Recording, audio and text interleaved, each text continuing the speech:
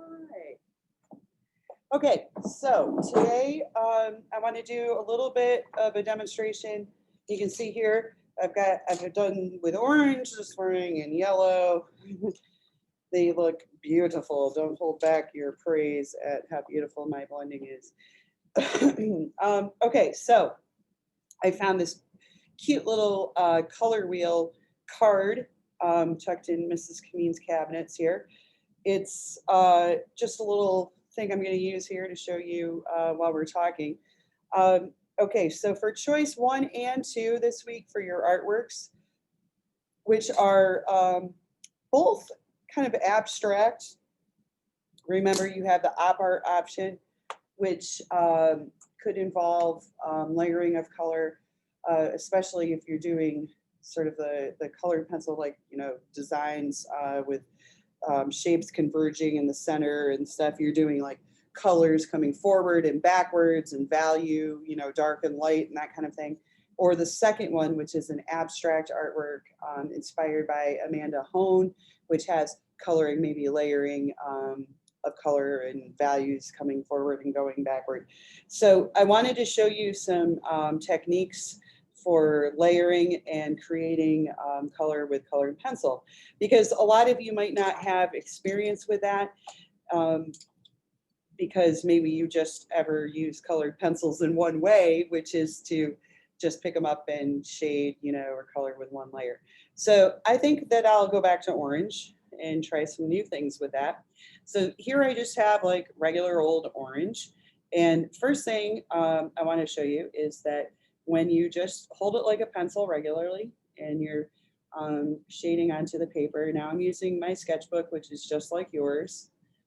And when I shade with almost no pressure, like I'm just kind of dragging it across, one of the things that you can see is that the paper, this kind of paper has what we call tooth to it, which means that, and now I switch to this hold here, the tooth of the paper is just a little bit of texture. So if you were using a different type of paper, some papers are much smoother, like a Bristol or a vellum paper has almost no tooth or no texture. It's okay if it has that texture. That's just part of the paper. If you're making smooth motions and smooth movement, that still comes across as smooth. So if you have some texture to your paper, tooth to your paper from your sketchbook showing, that's okay. Don't be freaked out or worried about that. Okay, so that's just like straight up orange, all right? One of the things that you can do with your pencil to create darker values is to press harder. So to get that even pressure, you may want to consider still holding it from the side and then just slightly angling your pencil and then pressing harder. You could switch to, you know, the more traditional hold. And as I'm applying more pressure and layering more with my colored pencil, I'm creating a richer, sort of fuller, and in the end comes across as a darker value. Okay, so I never changed my colored pencil, but all of a sudden it's reading as a darker value. And this therefore kind of reads as a tint.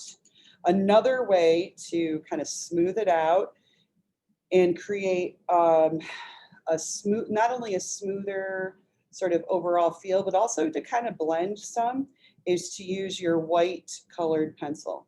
So one of the things while I'm doing this that I want to talk about while I'm, oops, get out of here, while I'm blending and shading this is the quality of your colored pencils.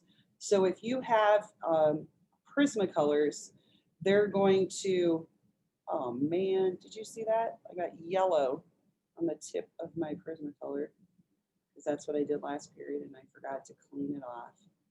So I just went to like this paper that I have that I'm working on covering my surface and I'm just like scribbling off that white. Okay. So the quality of your colored pencils is going to make a difference. Colored pencils that are harder and a little more brittle maybe won't blend quite as well. And I'm not casting any judgment on that. I'm just saying that it's a fact. So you will have to kind of feel that out.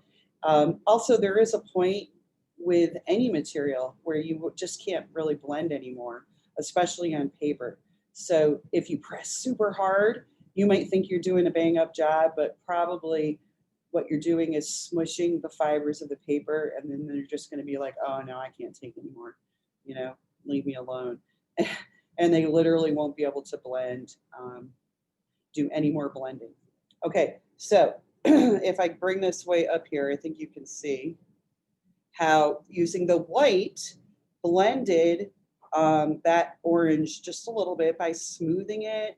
It's a little bit, okay, sorry there, Jeremy, or Zachary, you're up there. It smoothed it out. It kind of smushed the fibers and the colored pencil together. It gives it a nice kind of smooth look, okay? So that's just by introducing white as a blending tool. It does change the tone slightly, so if that's something that you couldn't possibly tolerate, keep that in mind. But I don't think that it does anything bad to it. I'm trying to get the light on there a little bit more. There, brings it downward, but my iPad is being blocked by this camera stand. A little better. Not really. Oh, oh, there we go. I found some light. Okay, so now let's experiment with what else we can do with this layering. To change the color, obviously, you can do just about anything. So I used orange first, and now I can do things like make it darker by looking at my color wheel, right? And if I have orange to start with, I could make it darker and deeper by bringing in colors that are analogous to it, neighbors, and deepening it that way. So first I'm going to start with Carmine Red, which is just a red that I grabbed out of the my container. And I might just start by, I could do it two ways. I could put it down first, or I could add it over top. And it, believe it or not, I think it does make a difference. Not always, sometimes more than others, but I do think it makes a difference. So there I did some of both, okay? I put it on the paper first, and then I also put it on an area where I already had orange down. So now I'm gonna cover it up, putting down the orange over top of the red. This is gonna make literally kind of a red orange. And here where I had orange, I'm just layering it over top of it again, like a sandwich.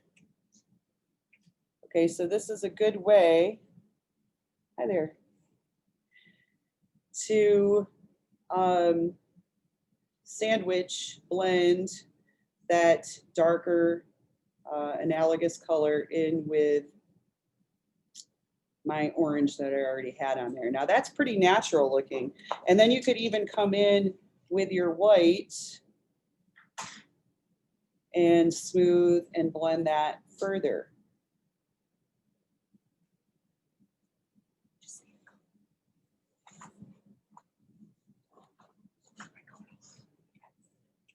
All right, but that's not the only way to add that shadow and shading in there. Let's go bold. Okay, across, we're going to try two things. Across from the color wheel, we've got our blues and our greens even.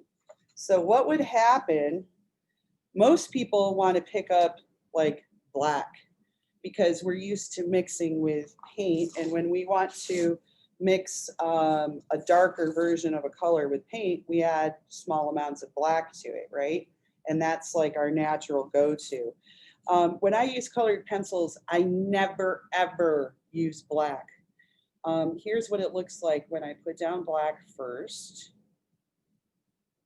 Or if I start to, that's awfully light.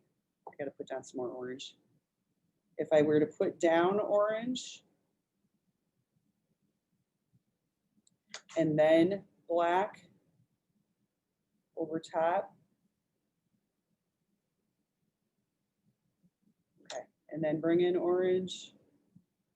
I pretty much never use, I use black when I'm shading and coloring. I don't mean that. I just never use it with a light color especially, but I shouldn't say never. Who says never, really? I don't like to use black as a shading color with color layering because it just looks dirty. Like, look at that.